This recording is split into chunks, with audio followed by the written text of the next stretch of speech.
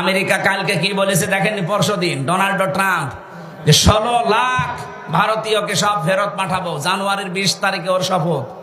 যাতে মাতাল হলো তাহলে ঠিক আছে, আরো তো এক রোকা। দেখেন কি করে, যদি সত্যি এটা করে মোদির গদিতে আগুন লেগে যাবে, ধুতি সামলাতে সামলাতে শেষ।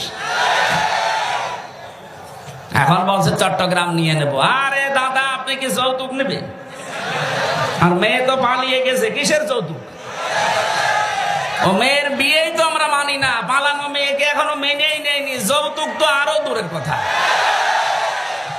আর যার সাথে পালিয়েছে ওর সাথে কি মেয়ে বিয়ে দেওয়া যায়? ওর হচ্ছে ফুল হাতা আর আমাদের হাফ হাতা। ওর ফুল হাতা না তো দাদা, যতদিন হাফ হাতা না হবে ওর সাথে তো মুসলমানের বিয়ে দেওয়া যায় না। আর দাদার যে বয়স, এই বয়সে যদি এখন হাফ হাতা করা লাগে, ও গোড়া থেকে কেটে বাদ দিয়ে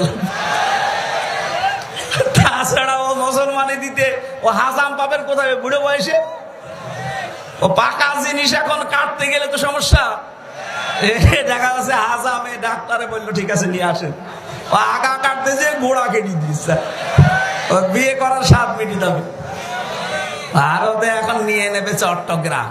এ দেশের 1 ইঞ্চি না হাফ ইঞ্চি মাটি যদি কেউ চোখ রাঙিয়ে নিতে চায়, আমার মনে হয় দেশের 18 কোটি মানুষ জীবন দিলে 36 কোটি দাদা নিয়ে জীবন দেবে।